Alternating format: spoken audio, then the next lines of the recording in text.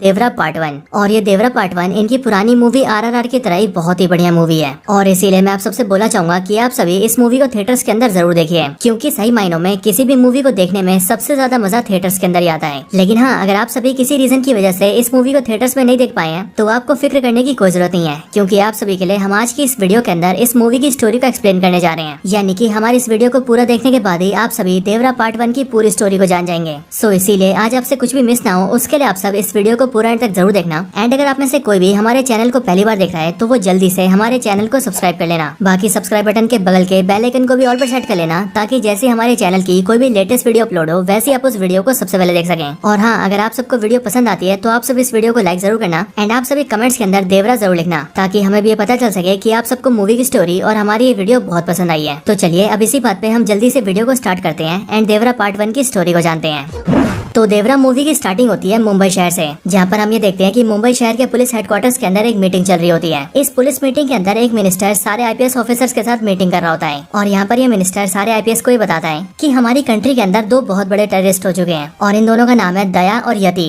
और ये दोनों टेररिस्ट यानी कि दया और यति एक दूसरे के भाई हैं, जिनमें से दया बाहर रहता है और यति इंडिया के अंदर से ऑपरेट करता है। लेकिन इन्हीं दोनों को लेकर अभी हाल ही में ये इंटेलिजेंस मिली है कि इन दोनों को अभी हाल ही में अरब कंट्रीज से बहुत सारी फंडिंग मिली है एंड इसीलिए हमारे देश की इंटेलिजेंस ये कहती है कि ये दोनों आतंकवादी हमारे देश के अंदर इलीगल तरीके से बहुत सारे बम, मिसाइल्स, गन्स, बुलेट्स और ड्रग्स लेकर आने वाले हैं। हालांकि ये लोग ये सारा सामान इलीगली काफी टाइम से ला रहे हैं, लेकिन अब हमें ये खबर मिली है कि अब ये दोनों आतंकवादी ये सारा इलीगल सामान बहुत सारी मात्रा में लेकर आने वाले हैं। और फिर इसके लिए वो मिनिस्टर सारे आईपीएस ऑफिसर से कहता है कि हमें कुछ भी करके उन्हें रोकना ही होगा। अब इसके बाद इसी मीटिंग के अंदर ये फैसला किया जाता है कि पुलिस डिपार्टमेंट को जल्दी से जल्दी ये पता करना होगा कि आखिरकार ये सारा का सारा इलीगल कंसाइनमेंट इंडिया के अंदर आ कैसे रहा है। एंड फिर इसी चीज को देखने के लिए पूरा पुलिस डिपार्टमेंट मिलकर एक आईपीएस ऑफिसर को ये पूरा केस देते हैं। और वैसे इस ऑफिसर का हमें नाम तो नहीं बताया गया है, लेकिन ये ऑफिसर है साउथ एक्टर अजय। केस मिलने के बाद ये एक्टर अजय यानी कि आईपीएस ऑफिसर जल्दी से अपने ऑफिसर्स की टीम बनाता है एंड फिर वो जल्दी से अपने केस के ऊपर इन्वेस्टिगेशन स्टार्ट कर देता है। इन्वेस्टिगेशन के अंदर आईपीएस ऑफिसर को यति का एक आदमी मिलता है एंड फिर जब वो लोग उसे पकड़कर उसे टॉर्चर करते हैं तब वो आईपीएस ऑफिसर अजय के सामने इस बात को रिवील करता है कि वो आतंकवादी दया और यति के लिए काम करता है, लेकिन उसने 3 महीने से उन्हें देखा नहीं है। लेकिन यहीं पर ही आईपीएस अजय उससे पूछता है कि आखिरकार वो लोग इन सारे इलीगल सामान को इंडिया के अंदर लेकर कैसे आते हैं, क्योंकि जाहिर है जब भी वो लोग शिप से इंडिया के अंदर इस सामान को लाने की कोशिश करेंगे तब इंडिया के कोस्टल एरियाज पर और पोर्ट्स के ऊपर कोस्टल गार्ड्स उन्हें घेर लेंगे और उनकी चेकिंग से वो लोग बच नहीं पाएंगे। पर ये सुनकर यति का जो आदमी होता है वो आईपीएस अजय को ये बताता है कि असल में उनका जो भी इलीगल सामान इंडिया के अंदर आता है उसे वो लोग शिप से तभी उतार लेते हैं जब शिप पानी के अंदर होता है, और इसीलिए जब शिप पोर्ट तक पहुंचता है तब कोस्टल गार्ड ऑफिसर्स को उसमें कुछ भी नहीं मिलता है। लेकिन आईपीएस अजय इस बात को सुनकर बहुत ज्यादा शॉक हो जाता है, क्योंकि एज ऑफ कोर्स बड़े बड़े शिप के कंटेनर्स को पानी के बीच में उतारना बहुत ही मुश्किल काम है। पर ये सुनकर यति का आदमी आईपीएस अजय को बताता है कि एक्चुअल में उनके सारे इलीगल कंसाइनमेंट वाले जो शिप है वो मुंबई से काफी दूर रत्नागिरी के पास आते हैं, और ये जो रत्नागिरी जगह है वो आंध्र प्रदेश और तमिलनाडु के कोस्टल एरियाज के पास है। लेकिन जब वहाँ के पोर्ट्स के पास हमारे शिप पहुँचने वाले होते हैं तब पोर्ट तक पहुँचने के कुछ टाइम पहले उनमें से हम सामान निकाल लेते हैं, और हमारे इन्हीं सारे इलीगल सामानों को निकालने में रत्नागिरी के आसपास के गाँव वाले हमारी हेल्प करते हैं। अब ये सारी बात जानने के बाद ही आईपीएस अजय अपनी टीम के साथ सीधा रत्नागिरी जाता है एंड वहाँ जाकर इन्वेस्टिगेशन करके उसे पता लगता है कि यहाँ पर बेसिकली जितने भी इलीगल कंसाइनमेंट उतारे जाते हैं उन सभी को उतरवाने में और लोकल पुलिस से बचाने में वहाँ का जो डीएसपी है वो उनकी मदद करता है। और वो इसीलिए क्योंकि वहाँ का डीएसपी बहुत ज्यादा करप्ट है और उस डीएसपी का नाम होता है डीएसपी तुलसी, जो कि एक्चुअल में साउथ एक्टर अभिमन्यु सिंह है। ये पता लगता है टीम सीधा डीएसपी के पास जाती है और फिर डीएसपी से इन्वेस्टिगेट करके उन्हें पता लगता है कि पानी के अंदर इलीगल कंसाइनमेंट को उतारने का सारा काम गाँव के लोग करते हैं, और उन सभी का जो लीडर है उसका नाम है भैरवा। और दोस्तों ये भैरवा और कोई नहीं बल्कि एक्टर सैफ अली खान है, जिन्हें मूवी के अंदर काफी जगह भैरवा और काफी जगह भैरा भी कहा गया है, लेकिन हम इन्हें पूरी स्टोरी के अंदर भैरा ही कहेंगे। अब ये सब पता लगने के बाद ही आईपीएस अजय अपनी टीम के साथ सीधा भैरा के पास आता है एंड वो उसे एक पुलिस की तरह नहीं बल्कि एक स्मगलर की तरह मिलता है, और वो भैरा से एक डील करते हुए उससे कहता है कि उसे भी शिप से अपना इलीगल सामान उतरवाना है, और इसीलिए वो ये चाहता है कि भैरा उसका काम करे, जिसके बदले में वो भैरा को बहुत सारे पैसे देगा। लेकिन यहाँ पर हम ये देखते हैं कि जैसे भैरा ऐसा सुनता है वैसे वो इस काम को करने से मना कर देता है एंड भैरा और उसके आदमी आईपीएस अजय से कहते हैं कि असल में उन्होंने ये सारा काम छोड़ दिया है। पर ये सुनकर आईपीएस अजय उन पर चिल्लाने लगता है और वो उसे कहता है कि उसे उसका काम करना ही होगा। पर फिर ये सुनकर भैरा उन सबको बहुत मारता है और उन सबको पीट पीट के वहाँ से भगा देता है। पिटने के बाद ही आईपीएस अजय अपनी टीम को लेकर गाँव के बाहर आ जाता है, और जब वो गाँव के बाहर एक समुद्री किनारे के पास आता है तब उसे वहाँ पर एक बूढ़ा आदमी मिलता है। इस बूढ़े आदमी का नाम होता है सिंगप्पा, जो कि होते हैं एक्टर प्रकाश राज। और इसीलिए जब यहाँ पर आईपीएस अजय सिंगप्पा से मिलता है तब वो उससे भैरा और उसके गाँव के बारे में पूछता है एंड वो सिंगप्पा से पूछता है कि आखिर वो कौन सी वजह है जिस वजह से भैरा और उसके लोगों ने अब ये काम छोड़ दिया है। ये सुनकर सिंगप्पा आईपीएस अजय से कहता है कि इसके पीछे एक बहुत बड़ी कहानी है, लेकिन इस कहानी को सुनने से पहले तुम्हें हमारा इतिहास जानना होगा। अब ये बोलकर सिंगप्पा अपनी कहानी सुनाना स्टार्ट करता है। सिंगप्पा बताता है कि आज से बहुत साल पहले यहाँ पर एक राज्य हुआ करता था, और उस राज्य के जो सैनिक थे वो बहुत ही ज्यादा निडर, ताकतवर और बहादुर थे एंड इसीलिए उन जैसे योद्धा आसपास कहीं भी नहीं थे।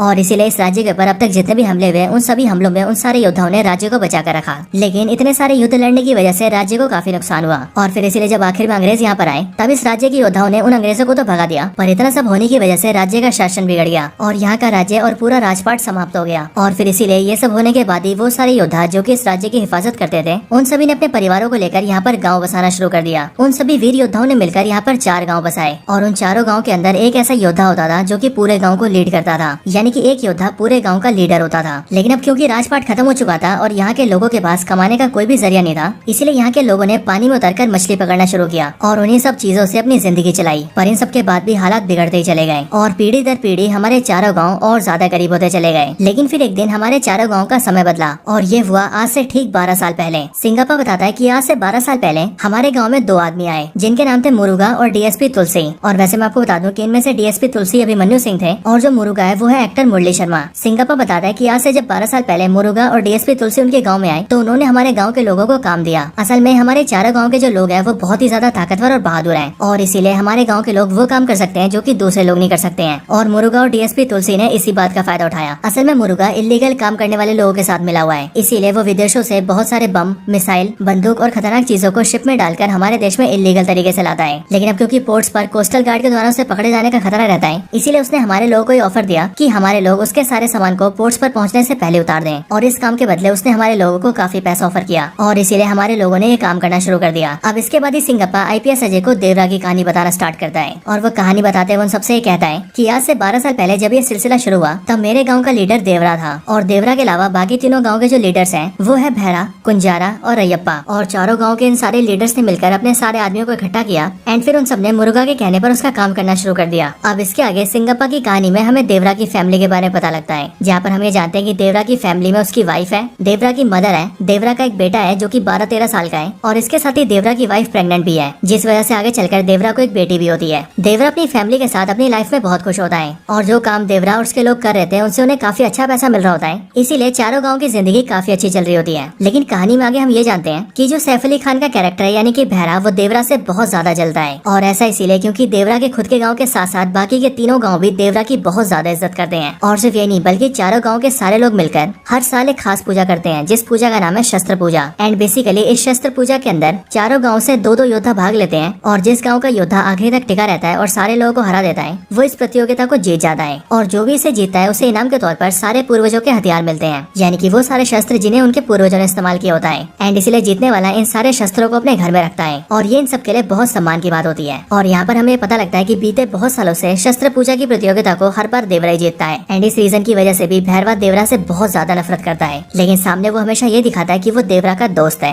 अब इसके आगे हमें पता लगता है कि देवरा के गाँव में एक लड़का होता है जिसकी उम्र 15-16 साल होती है एंड ये लड़का बेसिकली पढ़ाई करने के लिए बाहर शहर में जाता है और अक्सर अपने गाँव से शहर के बीच बस से अप डाउन करता है। लेकिन एक दिन अचानक से जब वो शहर से पढ़ाई करके अपने गाँव आ रहा होता है तभी रास्ते में कुछ आतंकवादी उसके बस को घेर लेते हैं एंड उसके पूरे बस को बम से उड़ा देते हैं और फिर बस के अंदर जो भी लोग बचे होते हैं उन सबको गोलियों से मार देते हैं और फिर इसके बाद ही वो मरे हुए लोगों से सारे सामान का लूटपाट कर लेते हैं। अब जब इस लड़के की डेड बॉडी देवरा के गाँव पहुंचती है तब देवरा को ये देखकर बहुत बड़ा धक्का लगता है और वो इसीलिए क्योंकि जो बच्चा मरा होता है उसके पिता पहले से ही मर चुके होते हैं एंड इसलिए ये बात देवरा को बहुत ज्यादा दुखी करती है। लेकिन फिर इसके बाद ही देवरा और बाकी गाँव के लीडर से मिलने के लिए मुरुगा और डीएसपी तुलसी आते हैं और वो दोनों सबसे कहते हैं कि कल के दिन उन्हें अगला माल उतारना है। पर इस बार ये सुनकर देवरा मुरुगा और डीएसपी तुलसी से कहता है कि उन्हें इस काम को कुछ दिनों के लिए रोक देना चाहिए क्योंकि इस टाइम पर कोस्टल गार्ड ऑफिसर्स की सख्ती बहुत ज्यादा बढ़ गई है और इसीलिए पकड़े जाने का खतरा काफी ज्यादा है। लेकिन देवरा जैसे ऐसा बोलता है वैसे हम ये देखते हैं कि भैरा और कुंजारा ये बोलते हैं कि अगर देवरा को नहीं आना है तो वो ना आए, हम उसके बिना भी इस काम को कर लेंगे। लेकिन फिर इस बात को सुनकर ही जो चौथे गाँव का लीडर होता है यानी कि रैयप्पा,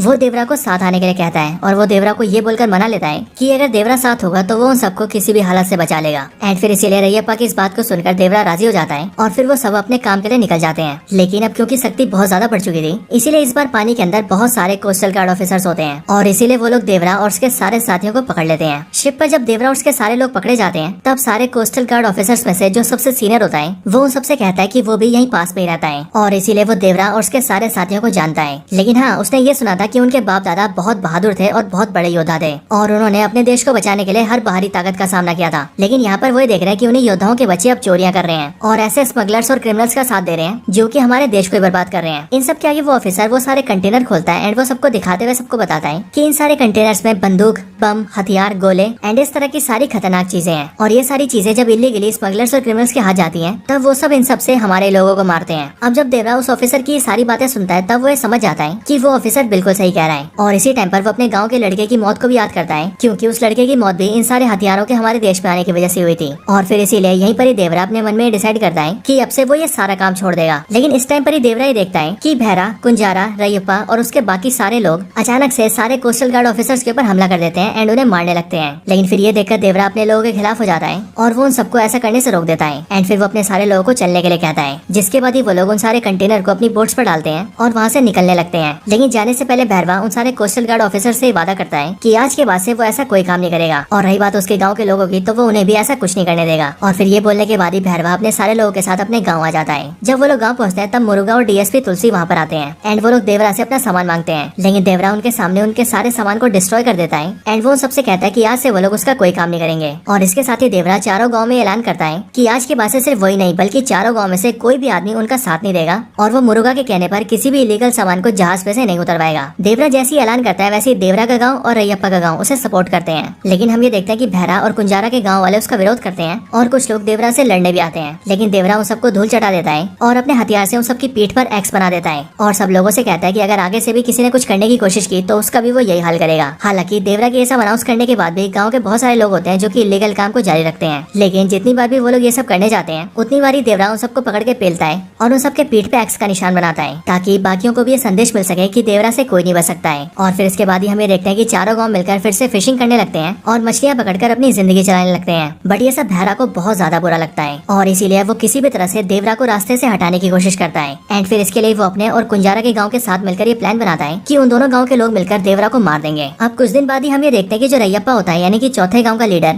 उसके गाँव में उसकी बहन की शादी होती है जिसमें सबके साथ साथ देवरा भी आता है। और इसीलिए रैयप्पा की बहन की शादी के अंदर भैरा और कुंजारा मिलकर देवरा को बहुत सारी शराब पिला देते हैं जिस वजह से देवरा अपना होश नहीं संभाल पाता है। लेकिन फिर उसके कुछ टाइम बाद ही वो लोग देवरा के कानों में ये बात डाल देते हैं कि इस शादी के टाइम का फायदा उठाकर बहुत सारे ऐसे लोग हैं जो कि मुरुगा के साथ मिल गए हैं और वो उसका इलीगल सामान को उतरवाने के लिए समुद्र के पास गए हैं। अब देवरा जैसे इस बात को सुनता है वैसे वो नशे की हालत में सीधा वहाँ पर जाता है ताकि वो वहाँ पर उन सबको ऐसा करने से रोक सके। लेकिन असल में ये सारा भैरा और कुंजारा का प्लान होता है एंड इसीलिए जैसे देवरा वहाँ पर पहुँचता है वैसे हम ये देखते हैं कि वहाँ पर भैरा और कुंजारा के गाँव के बहुत सारे लोग होते हैं और उनके हाथों में बहुत बड़े बड़े हथियार होते हैं। और फिर इसीलिए वो सब मिलकर देवरा पर हमला कर देते हैं और उसे जान से मारने की कोशिश करते हैं। लेकिन देवरा एक बहुत ही पावरफुल योद्धा होता है और इसीलिए वो नशे की हालत में भी उन सबको मार देता है। अगली सुबह हम ये देखते हैं कि चारों गाँव के लोगों को इस बारे में पता लगता है और इसीलिए वो सब लोग वहीं पर आते हैं जहाँ पर रात को देवरा ने उन सब लोगों को मारा था। यहाँ पर आने के बाद ही सब लोग ये देखते हैं कि जिन जिन ने भी देवरा पर हमला किया था उन सबकी वहाँ पर लाशें पड़ी होती है और निशानी के तौर पर उन सबके पीठ पर एक्स बना होता है। इसके साथ ही वहीं पास के एक पत्थर पर कुछ शब्द लिखे होते हैं और जब गाँव के लोग उन्हें पढ़ते हैं तब हमें पता लगता है